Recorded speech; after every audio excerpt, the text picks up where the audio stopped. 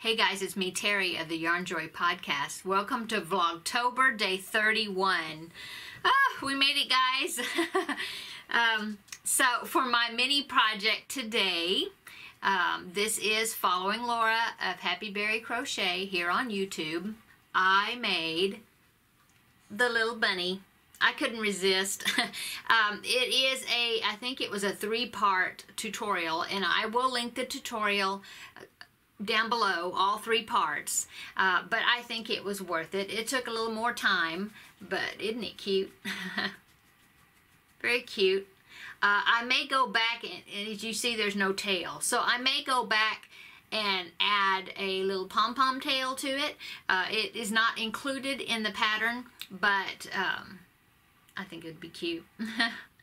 So there is my little bunny, made with number 3 weight baby yarn. I believe it was Bernat Softy Baby in this purple. I can't remember the name of it. And then this was kind of a soft white or off-white, something like that. It's not a true white.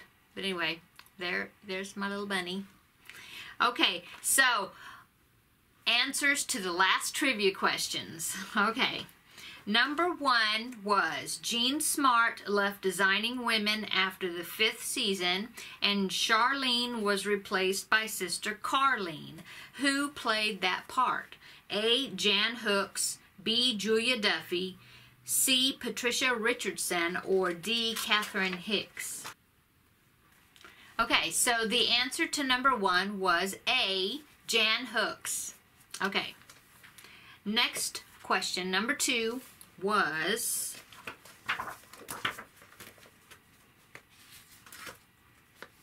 true or false, Queen Elizabeth was a huge fan of the Golden Girls? And the answer to that one is true. The Queen Mum was such a fan of the show that she invited the cast to perform for her live at 1988's Royal Variety Performance in London. Okay. And then number 3 was, what does the P in Alex P. Keaton stand for? Was it A. Philip, B. Paul, C. Patrick, or D. Nothing? And the answer is D. Nothing. It says, we never find out what Alex's middle initial stands for. Incidentally, the J in Michael J. Fox's name is also made up. He chose it when he registered his name with the Screen Actors Guild. His real middle name is Andrew. Okay, so there you go. Okay, so on to the Q&A. Okay, so Lee asked me, she asked me 2 different things. The first question was a toughie. I still don't know if I have an answer for it. She asked me, if you could change one major thing in your life, what would it be? I have no idea. I really don't know. I'd have to think a long time, but I think I've had a great life, so and continue to do so. So I really don't know. I don't think I'd change anything. And she also asked me, what is my favorite dessert? Well, that one's easier. Really anything with chocolate. I do like coconut cream pie, though. Yeah, my grandmother used to make that, and that is a favorite of mine. As far as a pie goes, I think that's one of my favorites. But besides that, no, just about anything that's got chocolate in it, yeah, that would be a winner.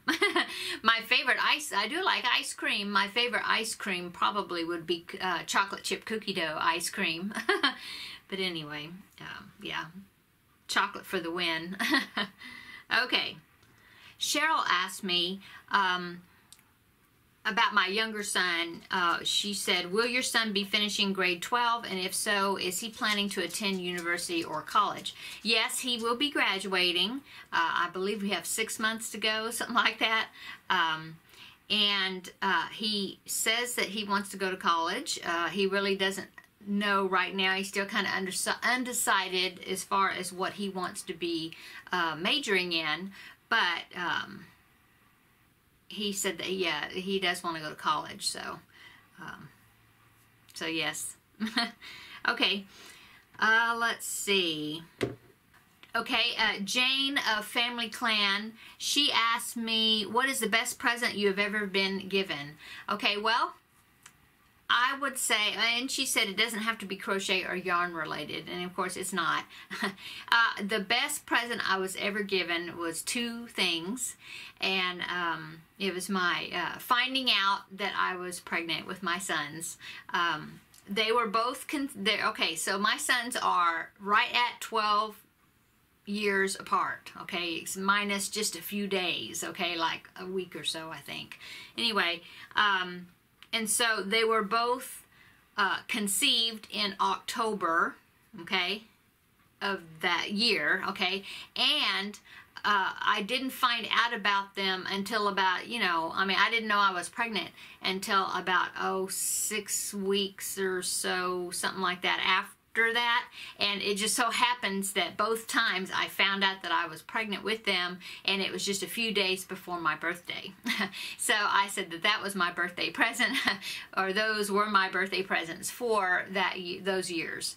And it's funny because even though they were 12 years, right at 12 years apart, their due dates were exactly the same. It was just funny. They both of their due dates was on July 30th, okay? But neither one of them were born on July 30th. So anyway, I think that's something, that them being that far apart, those many years apart, but they had the exact same due date. So, yeah. So yes, they are the best presents that I received, was the fact that I found out I was pregnant. Okay. So Karen asked me, what's the most enjoyable and least enjoyable parts of having a YouTube crochet channel? Well, hands down, the most enjoyable thing is the fact that I've been able to interact with so many people from so many different places, and that all have a love for yarn and crochet, and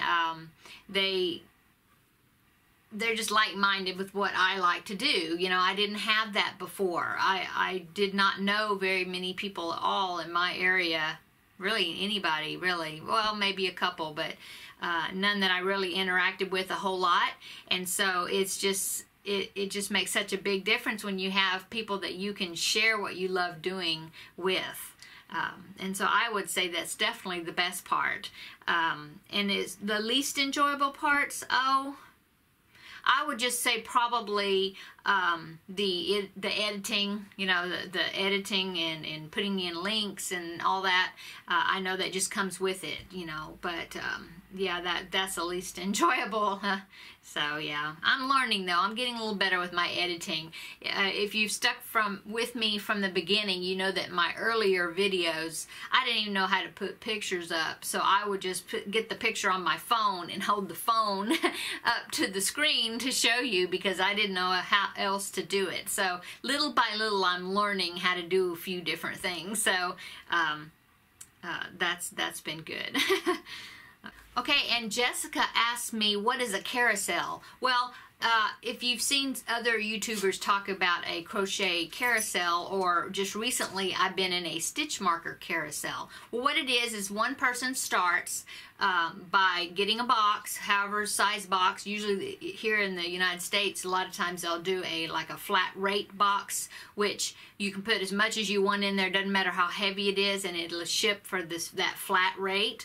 And so, so anyway, somebody gets a box and they put in so many items that they feel comfortable putting in there, or, you know, however big the box is. Like they may put in 6 items, they may put in 10 items, you know, and then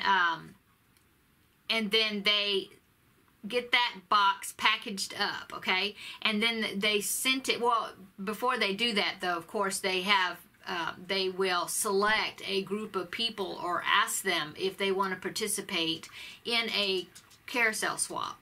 And then once they get the list, then the person that's hosting it will put the stuff in the box and get it packaged up, and they will send it to the first person on the list. Well, that person, when they get that box, they look at the items. They don't know what's in there until they open it, and so they look at the items and they pick out which items they would like to keep.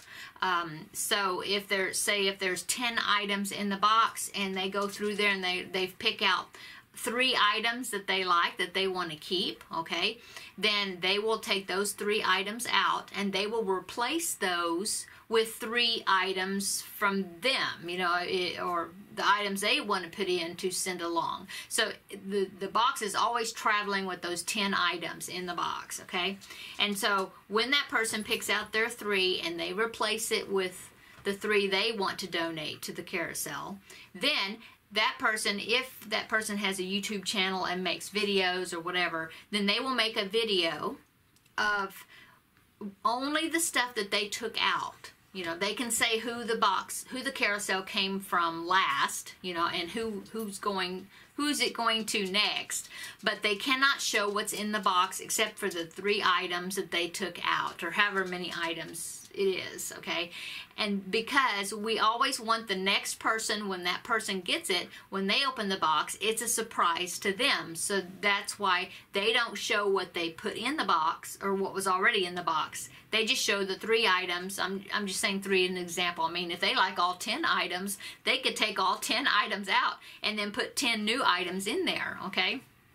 And so when they're done with their swapping, then they will seal up the box and they will send it to the next person on the list. The person that is the host has the addresses, you know, the list of the addresses of all the participants. And so when that person gets it, and so they message the host and say, okay, I'm ready to ship it. Who do I ship it to? And then they'll give that person the name and the address of the next person on the list that the swap is going to. And also, sometimes they'll have a package inside that box that does not count as a swap item. It'll be freebies. It might be stitch markers. It might be patterns, you know, like the free pattern leaflets that you can pick up at on the racks at the store, like at Hobby Lobby or whatever. It might be, let's see, packets of tea. Yeah, packets of tea, you know, stuff like that, you know, or, you know, buttons or whatever they want to count as a free item. And so the person can take as many of the freebies as they want to. I know when I had participated in it, if I even took freebies out, then I would put freebies back in, so that way, you know, people would have extra little things to look at and to choose from. So anyway, that is a carousel. And so once the carousel gets through that whole name of people, then the last person on the list will send the box back to the host. Okay, and then the host gets to keep everything that's remaining in the box. So anyway, it's just a fun thing to do. I have seen where some of the people that are in the carousel participants are not YouTubers, where they don't make videos, and if they don't, then what they do is they will take a picture of the items that they sent, and then they will post that picture onto the hosts. If they have a Facebook group page or something, then they could do that and say, this is what I kept, you know. That way, you know, people can kind of share in what people are picking out. So anyway, it's fun. I enjoy it. I've been a part of maybe 2 or 3. Well, 1, 2, 3, I think. Anyway, it's fun. So that's a carousel. Okay, and Karen also asked me in another post, she asked me another question. She asked me, have I ever tried dyeing my own yarn? No, I have not. It looked like it would be something fun to do, but no, I haven't. And I just feel like I need to limit myself as far as how many crafts and things that I make, because that I do, because you know, with each craft you have supplies and things that have to be purchased, and that deals with that particular craft, and I feel like I have plenty of stuff to keep me busy, and so I haven't gone that direction as far as dyeing yarns. Besides the fact that I don't normally use yarns that have wool content or natural fibers in them.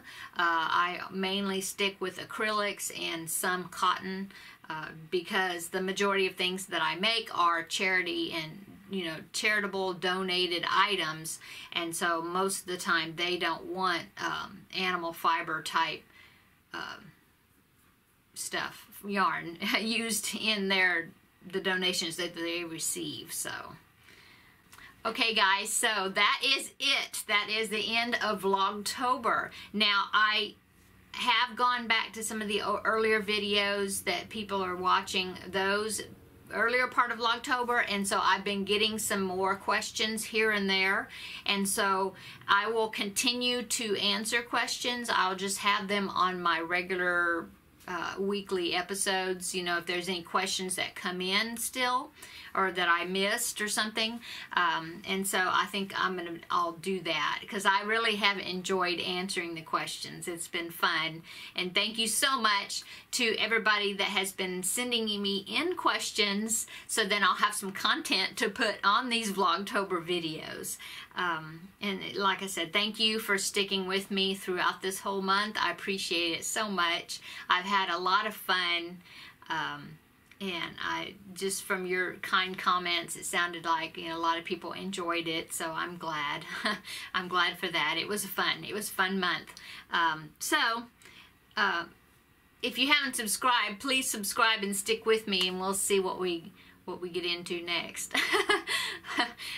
Of course, I will still be making my weekly videos and extra videos here and there, and I do intend to do something for Vlogmas, like I was mentioning. I think I was mentioning yesterday or the day before about doing like an ornament, a Christmas ornament each day for Vlogmas up until Christmas, in combination of other things. So please stick with me, hang around, and see what I do with it.